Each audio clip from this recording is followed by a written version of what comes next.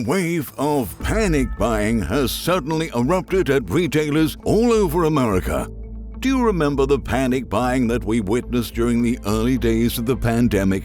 It's back, and I have a feeling that it's only going to intensify in the days ahead as more Americans begin to realize that products made in China will soon more than double in price and that some may no longer be available at all. There will be a feverish rush to purchase Chinese-made goods. Ironically, this may actually give a short-term boost to the U.S. economy, and the economic numbers for the first half of this year may end up looking better than they otherwise would have. Now, before I get too deep into today's video, there are a couple of things I want to clarify.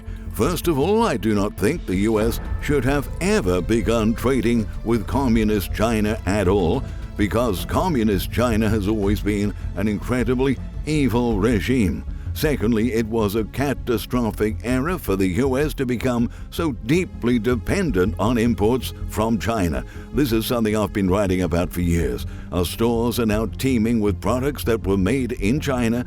Thousands of our supply chains simply cannot function without equipment, parts, or products that come from China. But our leaders refused to listen to those of us that were sounding the alarm, and now we have a real mess on our hands. Because we have become so deeply dependent on China, the trade war that has now begun is really gonna hurt, and everyone should be able to see that. On Thursday, the White House confirmed that the total tariff rate on Chinese imports has now risen to 145%. Trump's latest executive order hikes tariffs on Beijing to 125% from 84%, but that comes on top of a 20% fentanyl-related tariff that Trump previously imposed on China. One economist is warning that the high tariff rates on both sides will lead to a complete split, and he says it would be really hard to overstate the expected shocks this is going to have. Nick Marrow, principal economist for Asia at the Economist Intelligence Unit, says this is probably the strongest indication we've seen pushing towards a hard decoupling. Nick Marrow there referring to an outcome where the two economies have virtually no trade or mutual investment. He said it's really hard to overstate the expected shocks this is going to have, not just to the Chinese economy itself, but also to the entire global trading landscape, as well as on the U.S. I fully agree with his assessment. What we're witnessing is going to cause a tremendous amount of disruption. Apparently, lots of other people see things the same way because a wave of panic buying has now started. Across the country, people have been rushing to stores or going online to buy everything from iPhones to coffee to designer bags and jewelry in anticipation of the toll the tariffs will take on their wallets. If there is something that's made in China that you really need, I would get it now while you still can. One woman that just visited her local Costco said, "Costco was a total nightmare yesterday. I've never seen it so busy. I walked out after seeing the lines going down each aisle with no end in sight." Another woman that lives in New York City admitted to a reporter that her mother is literally panicking. "Actually, I already have. I've already started stocking up. My mother has a whole stockpile and she's panicking. But I told her we're going to be okay, as we live in New York City," said Amelia Guilford, a retail worker who was visiting her mother in the city. The price hikes that we will soon see will be quite a shock to the system, and this will be particularly true for big-ticket items. For example, it's being projected that the cost to manufacture an iPhone could go up by hundreds of dollars. Trump's new tariffs on Chinese goods mean the cost for Apple to manufacture an iPhone could jump from $580 to $850, according to a report from Tech Insights. In anticipation of the coming price hikes, there was a full-blown buying spree at Apple stores over the weekend. Apple just faced a weekend retail frenzy more typical of iPhone launch day than early April, with the Trump administration floating a 54% tariff on Chinese-made goods, including Apple's flagship devices, U.S. consumers rushed into stores fearing sharp price hikes were imminent.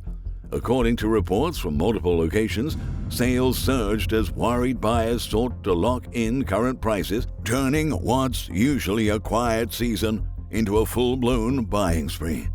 Many of the parts that go into our new vehicles also come from China, and it's being reported that U.S. auto sales were quite a bit higher than expected last month as people rushed to purchase new vehicles before the tariffs were implemented. U.S. auto sales for March came in higher than Deutsche Bank analysts expected, the bank said in a Friday report, rising from February levels. That might indicate panic buying as Americans sought to get ahead of the tariffs on foreign-made vehicles that took effect last week. The analysts said they had expected higher numbers due to a pre-tariff pull forward, but this impact appears far greater than we anticipated, the report read. Deutsche Bank expected auto sales to be strong through June, then weaken in the back half of the year. Unless the United States and China can reach some sort of agreement, and that appears very unlikely at this stage, our standard of living is about to change dramatically. According to CNBC, approximately 70% of the goods sold on Amazon come from China. 70%! Yep, many sellers on Amazon count on China for manufacturing and assembly due to lower costs and established infrastructure. Up to 70% of goods on Amazon come from China, according to Wedbush Securities.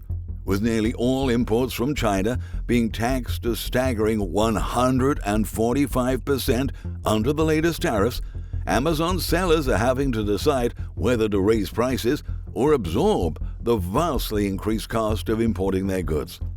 Amazon CEO Andy Jassy on Thursday told CNBC that its vast network of third-party sellers will likely pass the cost on to consumers. He added that Amazon has done some strategic forward inventory buys and looked to renegotiate terms on some purchase orders to keep prices low. Reuters spoke to 5 Amazon sellers in China. 3 of them said they would be raising prices, and 2 of them said they would be leaving the U.S. market completely. Dave Fong, whose products range from school bags to Bluetooth speakers, said on Thursday he has raised prices in the United States by up to 30% and would let inventory levels fall and lower spending on Amazon advertising fees, which once took up 40% of his U.S. revenue. He said, "For us and anyone else, you just can't rely on the U.S. market. That's quite clear," Fong said. "We have to reduce investment and put more resources into regions like Europe, Canada, Mexico, and the rest of the world. If this trade war persists, it will be an even bigger economic shock than the pandemic was. But to me, there is potentially an even bigger concern. The threat of economic sanctions has always been one of the barriers that has made China think twice about invading Taiwan. But now that our two economies are rapidly decoupling anyway, the Chinese may come to the conclusion that this is actually a perfect time to make a move on Taiwan. This crisis with China is a far bigger deal than most people realize, and it could come with some very serious unintended consequences." Michael Snyder's new book entitled Why is available in paperback and for the Kindle on Amazon.com. He's also written 8 other books that are available on Amazon.com, including Chaos, End Times, 7-Year Apocalypse, Lost Prophecies of the Future of America, The Beginning of the End, and Living a Life That Really Matters. When you purchase any of Michael's books, you help to support the work he's doing. You can also get his articles by email as soon as he publishes them by subscribing to his Substack newsletter. These are such troubled times, and people need hope. John 3:16 tells us about the hope that God has given us through Jesus Christ. "For God so loved the world that he gave his only begotten Son, that whosoever believeth in him should not perish, but have everlasting life." If you have not already done so, we strongly urge you to invite Jesus Christ to be your Lord and Savior today. Thank you for watching this video.